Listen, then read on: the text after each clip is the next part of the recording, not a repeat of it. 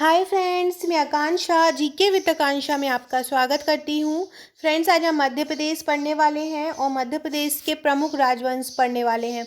मध्य प्रदेश के बहुत से राजवंश हुए हैं जो प्रभावी रहे हैं, जैसे कि होलकर वंश है, सिंधिया वंश है जिनका अभी तक ही प्रभुत्व रहा था, और परमार वंश है, प्रतिहार वंश है।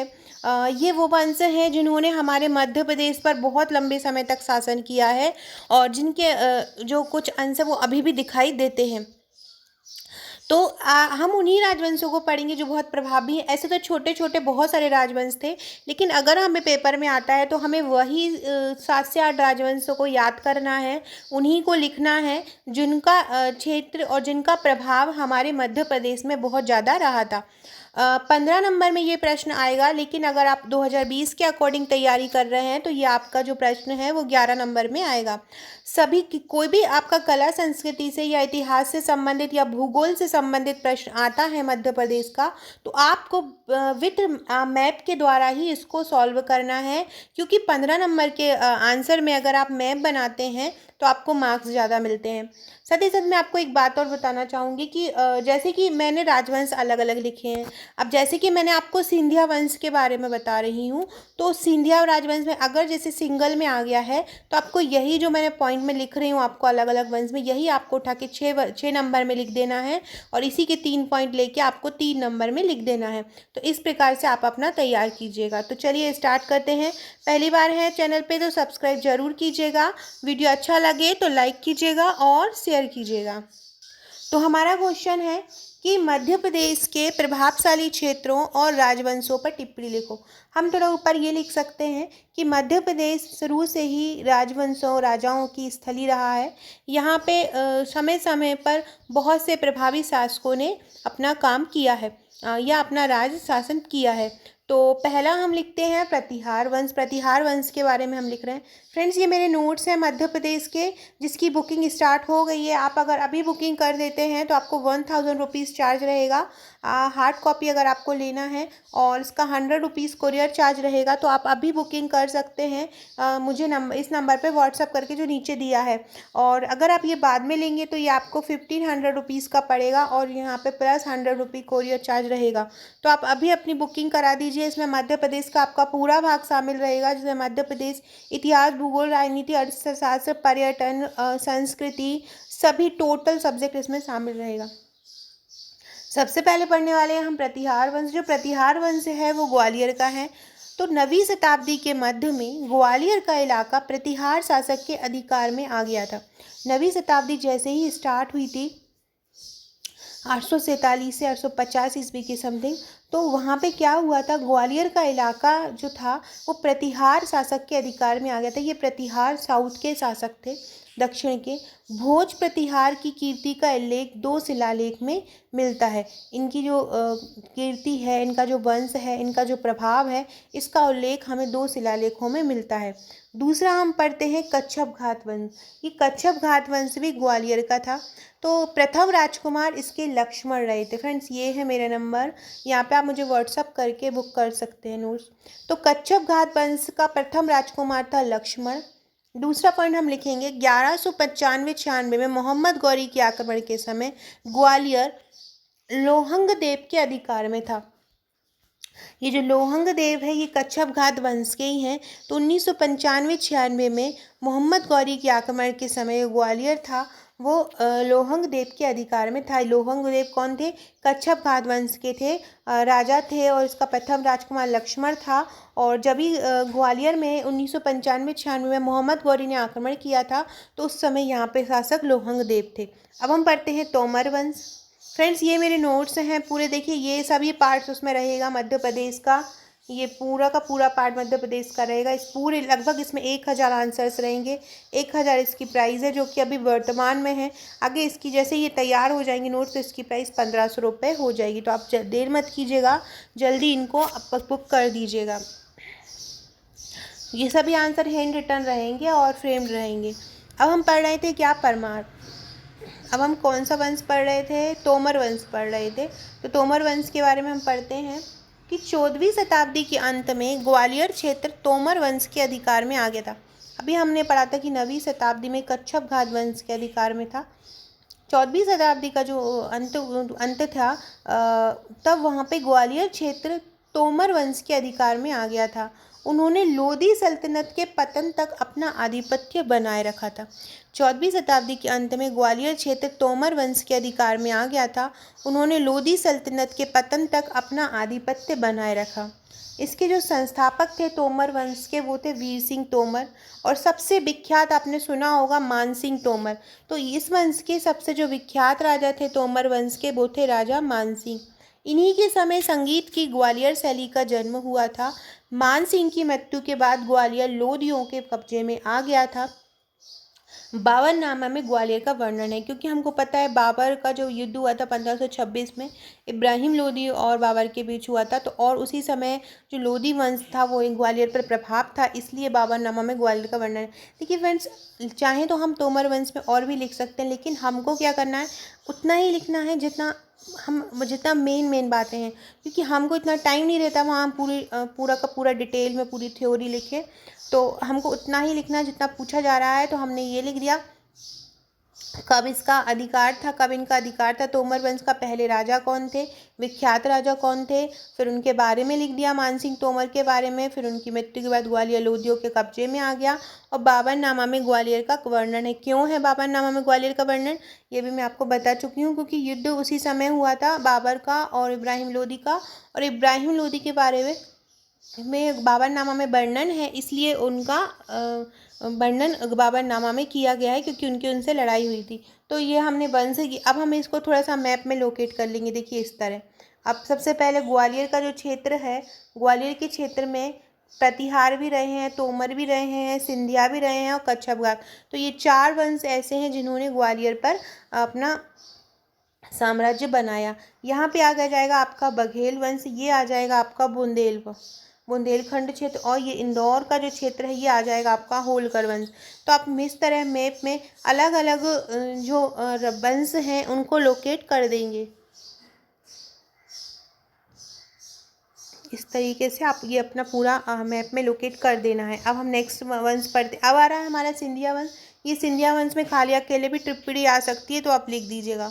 1730 6 से 6 नंबर में आया है, तो आप इसको पूरा लिख दीजिएगा। तो सिंधिया वंश में क्या लिखेंगे, 1730-31 में पेशवा ने मालवा का राजकाज होलकर तथा सिंधिया को सौंप दिया। 1730 के जो मराठा जो मंत्री थे, प्रधानमंत्री पेशवा थे, उन्होंने क्या किया, क्योंकि मराठों की शक्ति जो उस समय थोड़ी क्षीण हो गई थी, और तो उन्होंने क्या किया, जो मालवा का जो राजकाज था होलकर को और सिंधिया को सौंप दिया, दोनों को मिलके सौंप दिया गया।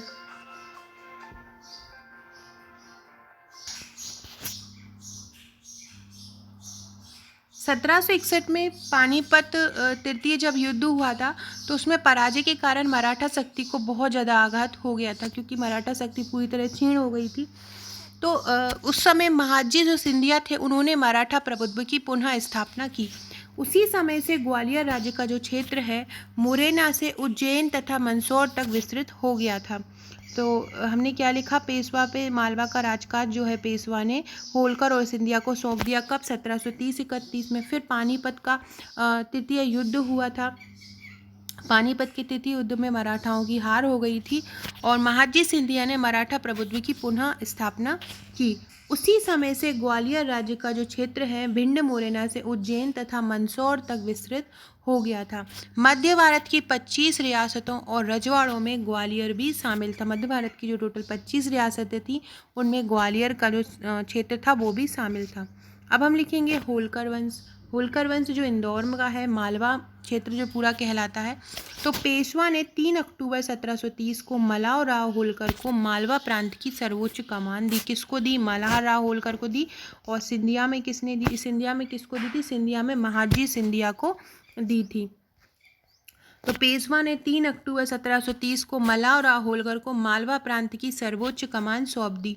बाद में बाजीराव पेशवा ने मालवा प्रांत को सिंधिया, होलकर तथा 3 पर्वों के बीच विभाजित किया। पर्वों है ये, 3 पर्वों के बीच विभाजित किया। तो क्या हुआ, बाजीराव पेशवा ने मालवा प्रांत को 3 भागों में विभाजित कर दिया था। बाजीराव जो पेशवा थे, उन्होंने मालवा का क्षेत्र जो था उसको 3 भागों में विभाजित कर दिया था। होलकर जो राजवंश था वो इंदौर रियासत में था और 1948 तक सत्ता में बना रहा। 1948 में मध्य भारत का जो राज्य बना तो इंदौर रियासत का उसमें विलय हो गया। जो बाजीराव पेशवा ने जो मालवा प्रांत को होलकर को दिया था, जो इंदौर रियासत को दिया था, तो वो जो इंदौर रियासत थी वो 1948 तक सत्ता में बनी रही। भोपाल रियासत, इंदौर रियासत, ये अलग अलग रियासतें हैं। तो 1948 तक सत्ता में बना रहा। 1948 में मध्य भारत का राज्य बना तो इंदौर रियासत उसमें विलय हो गया। अब हमारा है बुंदेलखंड क्षेत्र। ये अलग से भी आ सकता है 6 नंबर में, तो आप इसको अलग से भी लिख सकते हैं। तो 14वीं शताब्दी के आरंभ तक ये चंदेलों के अधिकार में रहा। बुंदेलखंड का जो क्षेत्र है वो 14वीं शताब्दी के आरंभ तक चंदेलों के अधिकार में रहा। 13वीं शताब्दी में बुंदेलों ने इस क्षेत्र पर प्रवेश कर दिया था।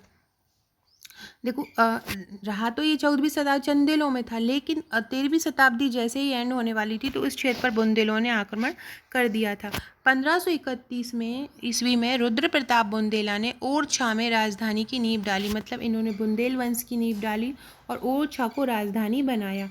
छत्रसाल बुंदेला ने बुंदेलखंड से मुगल अधीनता उतार फेंकी।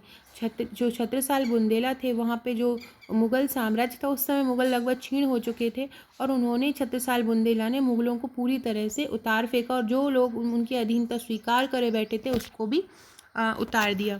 1803 में बसीन की संधि के बाद बुंदेलखंड की रियासतें और वर्तमान महाकौशल का सागर नर्मदा क्षेत्र अंग्रेजों के प्रभाव और अधिकार में आ गया। जब अंग्रेजों के बीच और मराठों के बीच युद्ध हुआ और 1803 में बसीन की संधि हुई तो पूरे बुंदेलखंड की रियासतें महाकौशल के सागर नर्मदा क्षेत्र अंग्रेजों के प्रभाव और अधिकार में आ गए थे। बघेलखंड क्षेत्र में क्या लिखेंगे? 14वीं शताब्दी में बघेलखंड के कुछ क्षेत्र बघेल राजपूतों के अधिकार में आ गए थे। 14वीं शताब्दी में अब बघेल अपनी उत्पत्ति जो है वो गुजरात के चालुक्य या सोलंकी वंश से मानते थे। अलाउद्दीन खिलजी के सेनापतियों ने 1299 में कर्ण के शासनकाल में, मतलब कर्ण था उस समय राजा, गुजरात पर आक्रमण किया तो अथा उसके वंश जो थे वो कालिंजर आ गए। राजा बीर सिंह के समय बघेल राज्य की सीमा का अधिकतम विस्तार हुआ। तो इस प्रकार हम बघेलखंड के बारे में लिख देंगे। तो इस प्रकार हमने यहाँ पे अपना बुंदेलखंड क्षेत्र लिखा, फिर यहाँ होलकर लिखा, फिर ऊपर सिंधिया लिखा, फिर हमने ये मैप द्वारा ये पूरा लोकेट किया। तो इस प्रकार से हम ये आंसर फ्रेम कर देंगे। फ्रेंड्स ये मेरे नोट्स के ग्रुप हैं पेड, जो इसी तरह पेड जो लोग मेरे नोट्स परचेस करते हैं उनके लिए मैं एक ग्रुप में ऐड कर लेती हूँ। इस ग्रुप में मैं नए नए आंसर्स देती हूँ। अगर ज्योग्राफी का ग्रुप है तो आपको ज्योग्राफी का नोट्स वहाँ पे नए नोट्स के अलावा आपको नए नए आंसर फ्रेमिंग यहाँ मिलते रहेंगे। तो आप यहाँ पे अगर आप नोट्स परचेस करते हैं तो आपको इन ग्रुप में आप ऐड हो जाएंगे। इन ग्रुप में आपका ये होगा कि आपका हर सब्जेक्ट का अलग अलग आंसर फ्रेमिंग मिलती रहेगी और आपके अलग अलग आंसर्स का एक कलेक्शन हो जाएगा और आप अच्छे से अपना आंसर्स तैयार कर पाएंगे। अब हम आगे करते हैं। जो बघेल लोग थे वो महान विजेता थे। बघेल क्या थे? महान विजेता थे। कहा जाता है कि उन्होंने गढ़मंडला के गोंड राज्यों को पराजित किया। जो बघेल लोग थे उन्होंने गढ़मंडला के गोंड राज्यों को पराजित किया था और रत्नपुर के कलचुरियों से एक बड़ी राशि वसूल ली थी। जो गढ़मंडला के गोंड राज्यों को इन्होंने पराजित किया और रत्नपुर के कलचुरी थे, कलचुरी वंश आपने पढ़ा होगा, मैं पढ़ाऊंगी आपको, तो महाराजा रामचंद्र अकबर के समकालीन थे। बघेल राजवंश की जो राजधानी थी, महाराजा रामचंद्र ये बघेलों के राजा थे, अकबर के समकालीन थे। बघेल राजवंश की राजधानी बाद में रीवा को बनाया गया। 1948 तक इसका शासन चला। इस शासनकाल में अनेक पराक्रमी कला प्रेमी साहित्यकार शासक हुए। अप्रैल 1948 में रीवा राज्य तथा बघेलखंड और बुंदेलखंड की 35 रियासतों के विलय से, रियासत कर लेना, बुंदेलखंड की 35 रियासतों के विलय से विंध्य प्रदेश राज्य का गठन हुआ। तो 1948 तक ये विंध्य प्रदेश भी जो है वो 1948 तक चला। तो इस प्रकार से हम विंध्य के बारे में लिख सकते हैं। विंध्य के बारे में हमने जो बघेलखंड था उसके बारे में ये लिखा। फिर बघेलखंड के बाद जो वहाँ के जो राजा थे उसके बारे में लिखा, और किस प्रकार से कब तक इनका शासन चला और कब ये भारतीय जो मध्य प्रदेश का पूरा जो राज्य है उसमें ये रियासतों को शामिल किया गया। तो फिर हमने ये लिखा। तो फ्रेंड्स ये था हमारा आज का क्वेश्चन। इस प्रकार से करीब 4 पेज का हमको ये आंसर लिखना है। तो आप करीब 4 पेज का इसको आगे मध्य प्रदेश के प्रभावशाली क्षेत्र हैं, प्रतिहार वंश है, कच्छप घात वंश है, तोमर वंश है, और फिर आपने इस मैप में इसको लोकेट किया, और फिर ये सिंधिया वंश आ गया है, फिर होलकर वंश है, फिर बुंदेलखंड वंश है, फिर बघेलखंड क्षेत्र है, और बघेलखंड क्षेत्र के बाद फिर हमने ये थोड़ा सा कंक्लूजन इस प्रकार मध्य प्रदेश का जो शासन है वो अलग अलग राजाओं के वर्चस्व में रहा है। तो इस प्रकार से हम अपनी आंसर की राइटिंग फ्रेम कर सकते हैं। फ्रेंड्स ये मेरे अलग अलग नोट्स की प्राइस है, आप इनको ले सकते हैं, ये तैयार हैं। इससे आपको पूरा क्वेश्चन आंसर फॉर्म में है, आपको मेहनत नहीं करना पड़ेगा, डायरेक्ट आपको क्वेश्चन आंसर्स मिलेंगे। और मध्य प्रदेश का जो है वो मैं ऊपर आपको डिटेल दे चुकी हूँ। आप मुझे ऊपर दिए नंबर पे हर एक पेज में मेरा नंबर लिखा हुआ है, आप मुझे वहाँ पे व्हाट्सअप करके मुझसे नोट्स परचेज कर सकते हैं, और डिस्क्रिप्शन में दी लिंक से व्हाट्सअप और टेलीग्राम ग्रुप से जुड़ सकते हैं। Okay friends, thank you.